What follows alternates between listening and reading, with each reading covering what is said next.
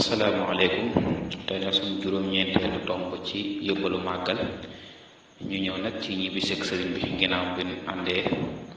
nettali woon ci yenn ci ay jaari-jaaram ci suufu Sénégal ba ci Dakar ba ci Afrique ci yenn dëkk yoo xam ne jotoon nañ ko lim bi nga xam ne nekk na ci loxoy tubaab bi du ko dalee ci septembre 1895 ban agsi nag ci le 11 novembre 1902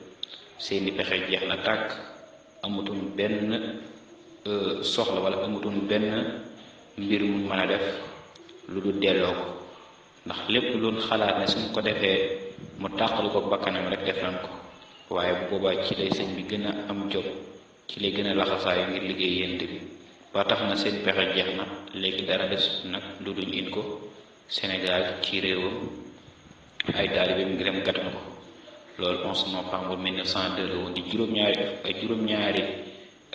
juróom-ñaari at bi tegal juróom-ñaari weer ak i fan bu ko defee bay di mboyoon ci bi ñëwee bokk na ci ijaar rujuu'i ilaa xawmi saadatana wal takfina yawmal jami xalqa niiraana mun ne yàlla na nga def sama dellusi bii ma dellusi ci samay nit mu nekk seenu texe te bisub yombal xiyaam yi yàlla na nga leen fegal safara te may leen ak taxe ngir sama dellusi bi waaye bi mu ñëwee tam dafa baal ñoom ñëpp ndax afawtu anil a'daa'i turan li wajhi man nafaa'u li xayri sarmadan las adfa'u la wax bépp noonu bu mu masaane teg lu bon ci tukki géej gi baal naa la yaa maalikal mulki yaa man jalla an xawarim irham jami'al wara kon bi mu ñëwee moom dafa baal ñëpp nekku sax di faytoo waaye nag bi fi ñëwee 1902 ci novembre yàggul dara bi duggee ci mois de mai 1903 tubaab yi defete ay pexe ci diggante la xewoon ca kër yi nekk Daaru Marnaan ba mu tàkkee ñu dem jënd ay lal jël ko teg ko ca bunt kër Abdou nga xam ne ci kër ku ni wax Demba Ngari nekkoon agent secret bu Mbaaxaan nekkaloon fa tubaab bi Mbaaxaan Jóob doomi Lat Joor la woon mujj na tuub ca Ndar ci loxo Sëñ Tuubaa Mbaaxaan Jóob moom nag bokk na ci ñu jaxase Sëñ tubaab bi ndax ba mu gisee ñu jënd ay lal dafa yaakaar ne ay fettal la dem boolka tubaab bi ne sëñ bi ngeen fi indi woon 1902 de mi ngi waajalaat xare bu ko defee la ci mois de mai 1903 ñu tàmm la waat sëñ bi defate ay pexe ak la ca ma ab loo defoon comme ñu ko nettale woon ci xisa yooyu ban àggee nag ci le 13 mai 1903 ñu génnewaat sëñ bi kon sëñ bi defaat na beneen tukki bu ñu ko génnewaat 1903 ba 1907 mi ngi woon fu ñu wax Gànnaar ñu koy wax Mauritanie ba tey foofu def na fa ab diir bu yàgg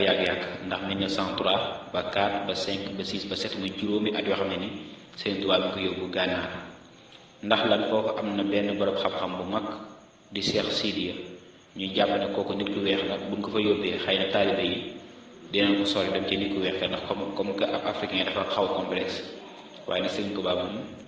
li mu yore yàlla moo koy jaayal tax na ba mu àggee bëri na fa ay taalibe naar même Cheikh Sidi mii sax ñu bëri doon jàpp ne woon daa jébal ci sëñ bi ci ginnaaw bi nag ci la doog a leeral daa ne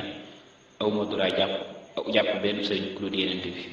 moom sax tagg na Sëriñ Tuubaa ay tagg yu bëri bokk na ca tagg yam ko doon tagg nee na ko innama sayxu nixmatun an'ama allahu biha ayatun min ayatillah ne sëñ bi daal kéemtaan la ci kéemtaani suñu borom bi